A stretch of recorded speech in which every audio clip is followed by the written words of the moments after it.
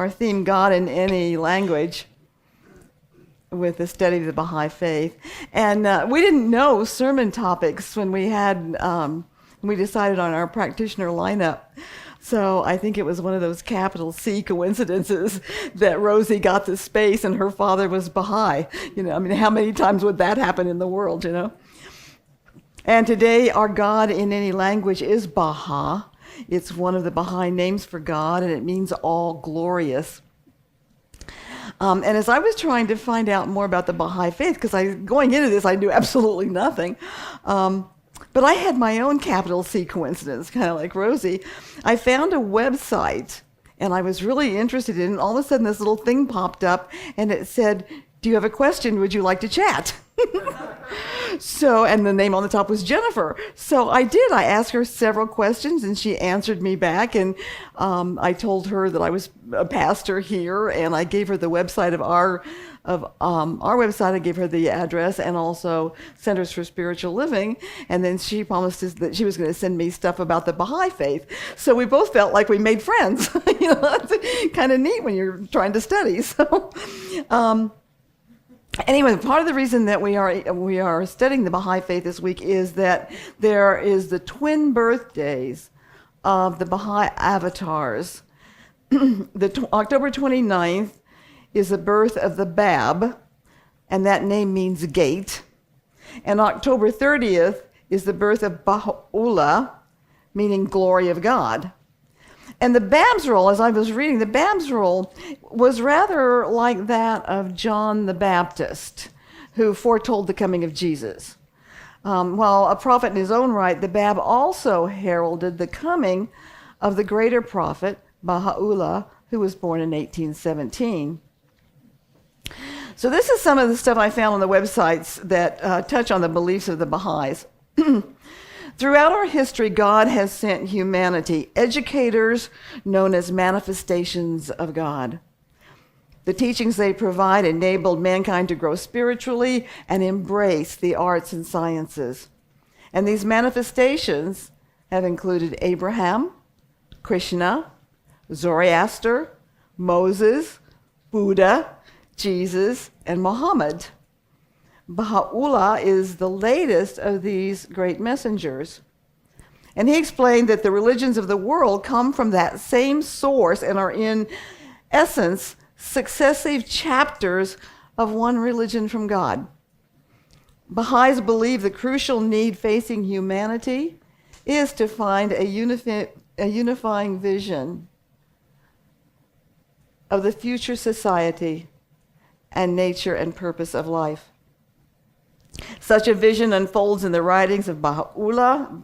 Baha'is believe in the oneness of God and religion, the oneness of humanity, freedom from prejudice, inherent nobility of the human being, the progressive revelation of religious truth, the development of spiritual qualities, the integration of worship and service, the fundamental equality of men and women, the harmony between religion and science, the centrality of justice to all human endeavors, and the importance of education.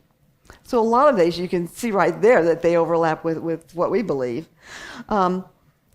Little history, both the Bab and Baha'u'llah were born in Persia, which is now Iran, where the prime religion is Islam. And in fact, Baha'u'llah is said to have been a descendant from Muhammad. So you can almost see from where they were and what the belief system was, from some of the beliefs of Islam, that there was a coming storm because some of their teachings absolutely flew in the face of prevailing customs. The Muslims believe that Muhammad is the last great prophet and do not recognize the Babs or Baha'u'llah. In fact, the Bab was killed by a firing squad, and Baha'u'llah spent time in a horrific prison, but it was there that he believed he was guided by God to pen some of his most inspirational writings. So today I'd like to, all those things that I just read, I'd like to take a few of those and compare them with what we teach. The oneness of God and religion, So like our teaching, Baha'i focuses on unity, the oneness of God, the oneness of religion, and the oneness of the human race. Baha'is believe that there is only one God, the creator of the universe. And although God may be called by different names in different languages, be it Yahweh, Allah, Brahma, or God, in actuality, these names all refer to the same singular force and being. And like us, the Baha'is believe that evidence of this oneness of God can be found in many places, and one of which is when we examine the essential teachings of all the world's religions. According to Baha'i faith, all religions, although they may at times appear to be separate, and the interpretations of their teachings sometimes at odds, they are actually one ever-unfolding religion from a single source. And they call this concept the oneness of religion and refer to it as progressive revelation. I kind of liked that, progressive revelation. Yeah, and it's kind of like our founder, Dr. Ernest Holmes. He incorporated a myriad of different belief systems into our own Science of Mind textbook and said that we need the revelations of every religion, and even that's little enough. The oneness of humanity, according to one website, the conviction that we belong to one human family is at the heart of the Baha'i faith. The principle of the oneness of humankind is the pivot round which all the teachings of Baha'u'llah revolve. So Baha'u'llah compared the world of humanity to the human body. And within this body, there's millions of cells, diverse in form and in function, and they play their part in maintaining a healthy system.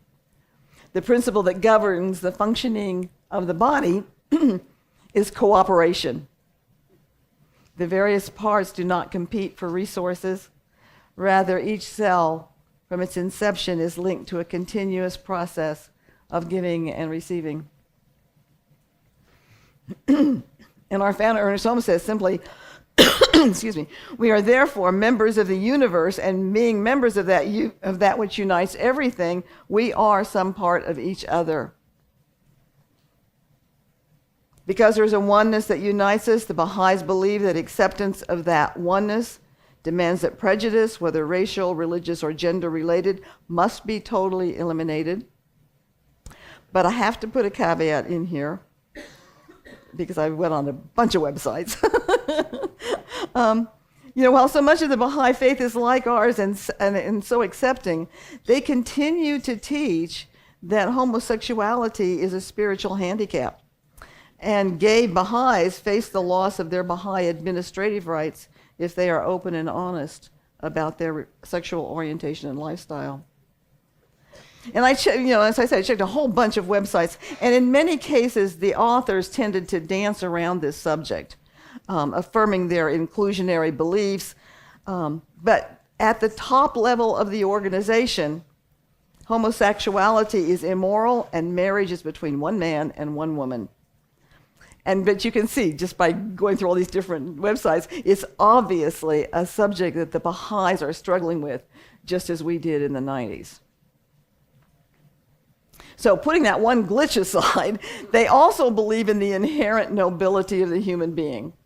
Baha'u'llah's son and successor, Abdu'l-Baha, states, we must strive unceasingly and without rest to accomplish the development of the spiritual nature in men and women, and endeavor with tireless energy to advance humanity toward the nobility of its true and intended station.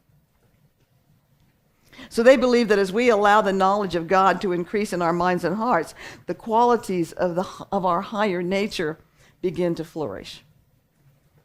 And with greater and greater clarity, we advance in understanding of the physical universe, the human being, society, and spirit. Love grows with knowledge, and true understanding is enhanced by love.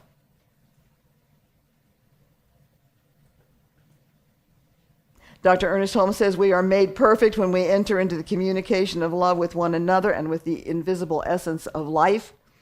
Love is the fulfillment of the law. That is, we do not make the highest use of the law unless that use is motivated by love, by a sincere desire to express unity, harmony, and peace. As the soaring bird opens her wings to the sky's embrace, so we must open our hearts and minds to the influx of Spirit and receive its love, that we may in turn express it to all whom we meet. So obviously, we talk a great deal in Science of Mind about love and law, that we need that integration. And when our actions are motivated by love, when our outer expression reflects the God qualities within us, we truly express the nobility of who we are and what humankind is capable of. And this inherent nobility is enhanced by the development of spiritual qualities. So top on the list of spiritual practices for Baha'i are prayer, reflection, willingness to learn, and constant daily effort, particularly in service to humanity. They place emphasis on good deeds, saying that we can sometimes become too focused on ourselves, which can be counterproductive to our spiritual growth. And we see that kind of echoed in the words of Dr. Holmes. He says, spirit permeates everything, hence constructive thought calls out the best of any particular experience. One who uses the science of mind is a practical idealist, but not a dreamer. Well, there is in the innermost recesses of our soul a place which dwells in eternal stillness and inaction. There is also a place at the circumference of our being which, animated by that inner spirit, goes forth to accomplish. Thus alone can contemplation become fruition and inner recognition outer realization. So both teachings are the same thing, believing that the idea that while prayer and reflection must be at the basis for a spiritual life, they are also completely necessary as a springboard to the actions that stem from that reflection. So if we begin our day grounded in spiritual practices, then the actions that come from that will be our good deeds, balancing and integrating the inner and the outer. The fundamental equality of men and women. Muhammad spoke of equality for men and women, but in many countries, Islamic women are anything but equal. And the Baha'is saw that inequality and have maintained that women are equal to men and should have the same rights and privileges. In 1997, the Natural Spiritual Assembly of the Baha'i of the United States said the emancipation of women, the achievement of full equality between the sexes, is essential to human progress and the transformation of society. Inequality retards not only the advancement of women, but the progress of civilization itself. The persistent denial of equality to one half of the world's population is an affront to human dignity. It promotes destructive attitudes and habits in men and women that pass from the family to the workplace to political life and ultimately to international relations. On no grounds, moral, biological, or traditional, can inequality be justified. The moral and psychological climate necessary to enable our nation to establish social justice and to contribute to global peace will be created only when women attain full partnership with men in all fields of endeavor. You know, the history of our own science of mind is rich with examples of acknowledging women as well as minorities. At the very beginning, women were at the heart of our organization.